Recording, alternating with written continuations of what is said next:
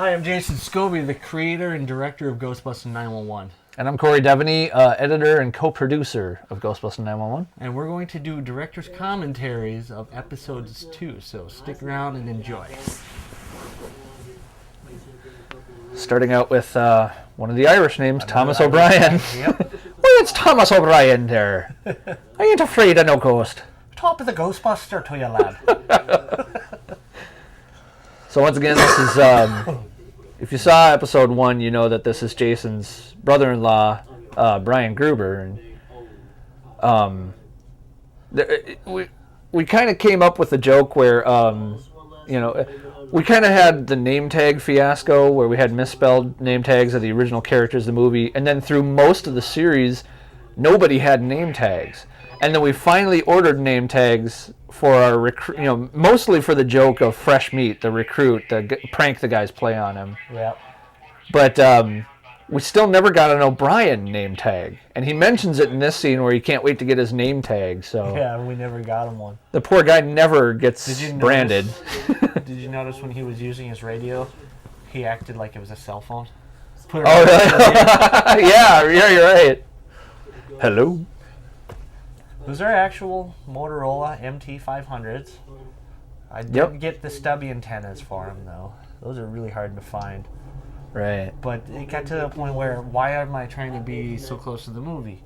We take place 25 years later, for crying out loud. Right. Equipment's going to upgrade, but we figure out a way how to make it look like we didn't get upgraded equipment by dating our equipment to about 91. So only 5 or 6 years after the original, second generation containment facility and second generation proton packs. And in reality, their proton packs in the year 2011 would be compact, streamlined, Right. Technology would evolve so much where it would just scale down. As a matter of fact, we're going to see some of those technological upgrades in Ghostbusters 3. Right. And Well, Jason, I ain't one to gossip, so you ain't heard it from me, but some of the ideas from the movie Ghostbusters 3 you'll see throughout this series, and we came up with this 5, 6, 7 years ago. Mm-hmm. Yeah, we keep coming up with things that surface in, especially when the video game came out. There's a part in the beginning where Slimer escapes and he's standing in front of the containment unit, and Dan Aykroyd says he's been fascinated with it ever since you added the viewer to the unit. And Jason added an ectoplasmic entity viewer on his car that he looped from the Lost Souls room, just a video clip of the Lost Souls room from Beetlejuice. And so it was a piece of equipment on the outside of the car that looked like you could look at the ghosts in storage and everything. And we're like, oh man, that's an idea we came up with. It was an idea that we partially came up with. Right. Because they had set up a viewer in one of the cartoon episodes of The Real Ghostbusters. That's true. That's where I got the basic idea from. Yeah, that's true. I think it was the Christmas episode where Egon enters the containment unit and they watch him through the little, almost like a viewfinder viewer. Yeah. That the cartoon had. But Jason's actually had a screen that projected the ghosts. Yeah, and then you notice in the Ghostbusters video game when Slimer is staring at that monitor, the lights that go around the containment. Uh-huh. That was on my containment long before the video game came out. Uh-huh. It's really cool to see that the ideas that you come up with for Ghostbusters, the actual creators did too. So you're on the right track when you're coming up with these great ideas that they do. I'm not accusing them of stealing ideas. Right. But I think we're on the same wavelength. We're sitting there imagining what would happen, certain point in time after the original. Mm-hmm. I mean, Ghostbusters aren't going to be using the same proton pack from 1984 for crying out loud. Right. So I got to imagine what things would change on a proton pack. It's a fake piece of equipment, obviously, but if it was real, what would you need on that equipment that would have evolved from the original? Well, they'd be slightly more compact in a few years. I added a computer diagnostics system to it. So yeah, the little LED scrolling message board. User-friendly and not as dangerous to use. Crossing the streams is not a problem anymore because the computer compensates now for, total plutonic reversal. Which is something the video game does. It's called a cross-stream governor. They shut it off at the end of I'm blowing the end of the video game for everybody. Come on, the game's been out for a couple of years. That's true. If you don't know the end of the video game, you're not a real fan. And here we have the introduction of Tyler, the company floater, Tyler Martin. We called him a floater because we were going to get rid of him right away. But it turns out his character, the Goody Goody Two Shoes, is so much fun. Especially in a later episode when Vincent catches him drinking on the job. But he's usually one time, oh, come on, guys, let's not do that. Which is funny because it was just a moment where Tyler's like, all right, fine, I'll give it a shot. And that's when he gets busted, you know. Now, this thing that we shot here, Kenny did this all on his own. It was hilarious, so we had to use it a couple times. Looking into the barrel of the gun. But originally... I guess the guy I'm here to replace is in a coma? This is the upstairs. The guy who was in the coma was... You only saw him briefly in the church basement. Right. My buddy Sean, and we were hoping he'd have more of a role in our series, but he kind of moved far away, and it became a pain in the butt to get everybody together. Yeah. This is the inside of that, this actually is the inside of that firehouse we used for the outside shots, too. We had to clean everything out. Everything in there is, dates back to, like, the 1980s and the 70s and stuff. There's old pop cans that, old Pepsi cans from the 70s, but... Yeah, the only drag about this firehouse was that they didn't have the poles. The owner was telling us that somebody had stolen the 2 fire poles. Because apparently they were made out of solid brass. And they were antique and worth thousands and thousands of dollars. So I don't know how somebody was able to break in there and steal somebody lifted them in the middle of the night. Foot pole. Although I have to wonder if it really was solid brass. Yeah. There's no way somebody would make a 45-foot solid brass pole. Right. How long do we have before And we weren't allowed to go upstairs in that firehouse because the floor was sinking. And we can make it? Tyler, in front of his locker, that's at actually the upstairs of there. We just went to the very top of the stairs. And stayed there. We didn't drift above where the car was parked. Exactly. We would have fallen through the There's roof. video footage behind the scenes get late stuff of fees this again. floor, and it looks like post-earthquake. Yeah. We didn't want to step on there. But we had to use those lockers because they had those wooden lockers, the Yeah. same ones they did in the movie. And we're like, we got to use these somehow. So. Yep. What is all this stuff anyway? Now, here's an It's interesting actually fact. nuclear storage. This scene we shot in front of the same church that we had the church basement. And right there, I wanted to point out, too, that right in between those 2 yellow tanks is where your viewer It's on your car that we were discussing earlier was. But this is before you put it on there. This is before you built Yep. it. The Ghostbuster car has think been it's an in there. ongoing project, so in a lot of scenes you'll see a lot of different things about the car, so there is absolutely no consistency with the car itself. That's true. And in fact, Eventually it's got... I get rid of the Ghostbuster 2 logo and put on the original. Yeah. You'll see that in an upcoming scene, but then the scene after that is back to the Ghostbusters 2 logo again. Right. Because it's something we had shot previously. And as we shoot all these scenes, we come up with ideas and shoot them and just stockpile these. And then when it comes time to put them all together in an episode, things just fall into place and we go, hey, wait a minute, this scene works perfectly now that we put it back to back with this scene. And sometimes that means this scene was shot in summer, this scene was shot in winter, but they go so perfect together, we got to put it together. And this is an all-volunteer project. There wasn't anybody paid. So to get volunteers all together at the same place at the same time is next to impossible. Right. So shooting some of these scenes, sometimes we would go 3, 4, 5 months without shooting until everybody could get back together again. Right. And you'll notice that everybody's hair changes from scene to scene. Yeah, sometimes we get into the car, and apparently when we get out of the car, we got a haircut while we were in there, Yeah. or something. So we try as best as possible to cover our heads with hats. So you'll notice that the crew is always wearing hats. This was a commercial I just shot one day on my own. This is me going down to my basement here and adding these effects of these glowing eyes. That was my wife saying, honey, there's a noise in the basement.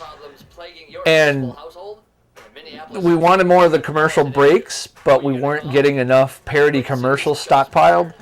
So we needed to kind of create some of our own. We started creating commercials for the Ghostbuster branch.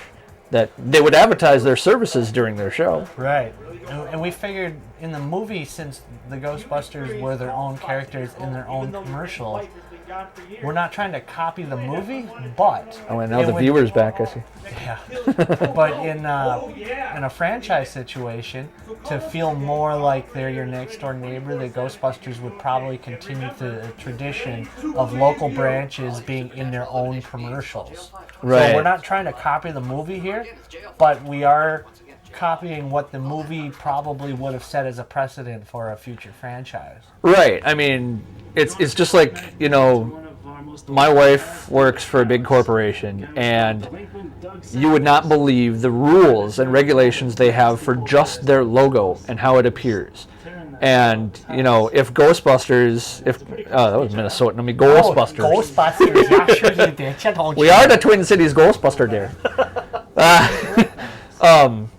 If Ghostbusters became this big corporation, you know, that's why, you know, they would probably have a regulatory fleet vehicle that has to look the same. They all have to look like the Ecto-1, you know. They all have to wear company-regulated uniforms. They all have to have the patch, the Ghostbuster thing. So they might actually have, you know, the commercial that appeared in the movie would be duplicated and everything for, you know, different branches. Oh, I have to give a shout out to Wally McCarthy's Cadillac dealership out in Roseville, Minnesota. Mm-hmm. We needed a Cadillac for a scene, and you know what? None of my friends own Cadillacs. Go figure. So I went to the dealership and asked him if we can borrow a Cadillac for a couple hours. And he just basically said, sure, which one do you want? Take the keys, have it. Yeah, so Like, they did us a what? huge favor. So we parked the car with the window sticker right outside of Doug Sanders' delinquent house. And our motto, you know, we started a production company called Ice Park City Productions, and this is like our flagship product here, Ghostbusters 911 series. But our motto for our company has been, everything's worth a shot, and it never hurts to ask. And you'd be surprised what you can get when you just ask people, you know, for favors and so everything. many people are just afraid to ask. Right. And as long as you get past that, like, okay, we needed a Cadillac for a scene. And Well, let's go to a Cadillac dealer and ask them if they have one. Right. And the worst thing that can ever happen is they'll say no. No, sorry, Big deal. guys. You know? Oh, okay, hey, you're lost. You're never going to know unless you ask. And Exactly. we've gotten such And we've things. had a lot of people say no, especially with location shooting, because everybody's worried about lawsuits and people getting hurt on their property. It's Right. Lawyers have pretty much destroyed the independent filmmaking market. It's never hurt us, though. And every time we got a no, we're like, all right, well, thanks. Yeah, well, in this situation, this is actually his house. This Yeah. is Doug Sanders' actual house, so, and he's a buddy of mine from work, so he's not worried about insurance liability. Right. Now this, the way we did these effects is we've had giant strobe lights in the basement and in the top floor of the house. And we had somebody just switching them back and forth. That was a girlfriend of Ryan's tossing books out the window. She was lying down on the floor just tossing junk through the window just to make it look like a poltergeist. Yeah. Phone book and even a hairdryer. Make it look like a poltergeist was wreaking havoc. And threw Doug Sanders out the window. See, this is something they never did in the movie. It was a joke that they always threatened to put the ghost back, like in the beginning in the ballroom, they were going to put Slimer back, but they never did. So we were like, well, you know, they're charging like $4,000 for removal, and your average, you know, homeowner can't afford that. So we came up with things like the Ghostbusters would have payment plans people could do. They'd have to take credit card numbers down, you know, take collateral, and when they can't pay, they would have to basically do their own collections, you know, and show up on the doorstep, pull the ghost they pulled out of that person's house back out of containment and say, hey, if you don't pay up, you're getting your ghost back right here. So and we want to see what actually happens. If a ghost was locked in containment for 8 months, he'd be really pissed off. Right. So we wanted to make it look like that this ghost just hated Doug Sanders for calling the Ghostbusters. Right. Now this was our second commercial break, and originally we started shooting it as a scene, but we turned it into a commercial for our new sponsor, Zombie Ammo, which you see behind Ryan's shoulder right there. Yeah, that's one of those cutouts that you could shoot at. I'm glad that we have a new camera. Although, really, we could shoot at anything we wanted to. That's true. Except actual people. And you notice the guy holding the microphone in this zombie attack? Mm-hmm. That's my brother. Oh. I wanted it to look and feel like a reality show. And every now and then the microphone people get caught up in the action. True. And so that was just a prop. He was just holding a boom mic. And since he gets coiled attacked by wire. zombies, apparently Jason doesn't really like his brother too much. No, the cameraman got attacked. That's true. And this footage was from some friends of ours that do a show called Monster Cops. And they were nice enough to let us use this footage because we wanted to show what Ryan was talking about. And we didn't have the means or the resources to put together like a zombie hit squad. Yeah. But they already did it, so... So once again, never hurts to ask. Exactly. Hey, we need some footage of a bunch of people killing a bunch of zombies. And as a thank you for doing us a solid, we put their trailer in as a commercial break in a couple episodes. Yep. I did this animation. It was so much fun to do. Just, my theory behind this, or my inspiration, was like those drug commercials where they show the silhouette of a person and the pill goes down their mouth, and down to their. It worked. Yeah. So I just have a gun shooting zombie. What's that? Where'd you get the Glock, by the way? I just did an image search and silhouetted a Glock like that with Photoshop. That animation was all done. And there's a lot of things I don't even know about the project. That animation was all done with Photoshop and Final Cut Pro. That's all I used.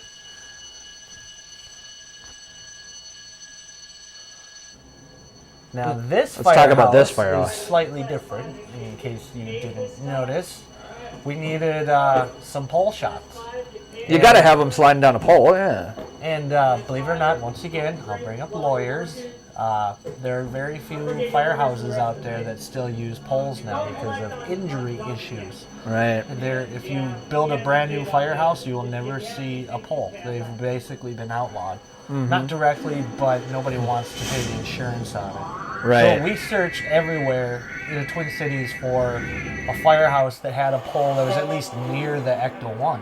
So we could get that shot of the guys responding to a call. Right. And we called all around, and I think you ended up getting a hold of the city of Minneapolis. And Originally, we wanted to shoot in St. Paul because Jason lives in St. Paul, and, you know, that's where he stores his car, so it's nice and close. But they gave me the runaround and told me I had to call the mayor's office, and they told me I had to call the first place, and they told me I had to call the mayor's office back again, and they just wouldn't let us do it. So I ended up calling. I said, well, screw it. We'll try Minneapolis.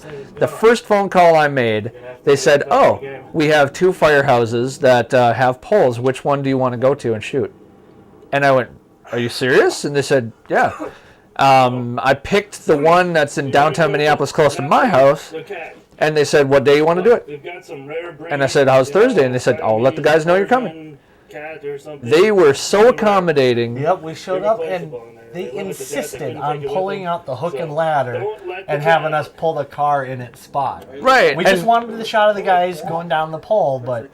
And we planned it very meticulously. We said, we don't want to be in these guys' hair. You know, these guys are very busy. They're firefighters. They got a lot on their plate. And so we just wanted to do... We were planning like sliding down the pole 3 times and getting out. And they said, no, go ahead. Slide down as many times as you want. Yeah, in fact, a call went through and the firefighters disappeared. They're like, oh, just go ahead. Yeah. They pulled the truck out and parked it on the Minneapolis street curb for us to pull our car in and geek out as Ghostbusters. And when they left, like Jason said, they left us with one guy in the back watching Ocean's 11 who was like, do whatever you want. I'm already. I don't know if this is information we should let out, but... Well, they had a couple people there in like the dispatch center, we but were they were just supervised. Yeah, they were so accommodating. Now, I want to talk We about can't- this scene. This is one Yeah. of our cooler scenes that we've done. There's another fire department helping us out. Yep, this was thanks to the Mounds View Fire Department. We had this idea where one of the characters would just accidentally burn down a house because, really, responding to a ghost call inside a small house like this and then shooting at ghosts, those proton packs would cause some serious damage. Right. And so we were thinking, well, what if one of the characters shot the wall, like like in the movie, and then the fire just kind of got out of control and they forgot about it. But, you know, once again, the scenes evolved and we came up with this idea. Well, how about they just forget the trap, and Armstrong just tapes a proton gun to a chair with some duct tape and leaves it. Right. Because comedy is one of the hardest things to write. Oh, yeah. And we've had a few people that were kind of upset because it takes us a while to actually bust a ghost in this series. But when you think about it, the first movie and the second movie really only had like one actual ghost busting and trapping scene. Yep. All the rest of it was All comedy. 2 hours, there was one bust. Right. I mean, the montages you saw little shots here and there, but seriously. But not a lot to amount to anything. Right. And so, and really the comedy is the juxtaposition of the fantastic and the mundane. These guys, its job there is to bust ghosts, but what if they forgot to bring the trap? What do they do? And this thing is violent, so they can't let it go. So these guys leave to drive back. That was the idea of how we could make this scene funny. 2 of them leave to go get the trap, and it takes them a while to get back, so Kenny's left here just holding this thing in place.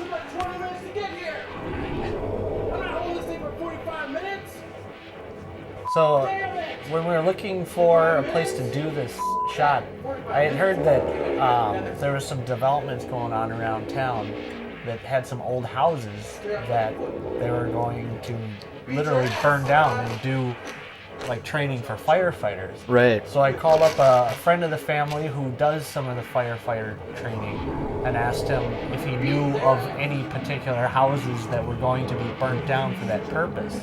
I also want to quickly point out that was Jason doing the camera work and peeling off duct tape while filming. That's talent. Oh, yeah. Okay, back to your point. So he had no idea. They didn't know what houses were going to be burnt down. I'm like, well, if you didn't know, just give me a call sometime. 6 months later, I get a call and he gives me an address and says, this house out in Blaine is going to go down, in 2 weeks. So we went and shot all the things beforehand at the same house. And then the day of the burn, we showed up and we got permission to shoot. So all the firefighters just kind of left us be to our shooting in the background. We did about 6 takes of this. This scene was shot on 3 different days over the course of a month and a half to 2 months. Yep. The opening of the scene, they let us go out there and shoot the Ghostbusters approaching the house. The basement is actually Kenny's parents' house. And then this was shot when they actually did the training burn. So if you notice, there's snow when we first arrive here, and now the snow is gone because it melted over a couple weeks before they did the burn and after. Or we'll just chalk it up to the fire was so hot it melted all the snow.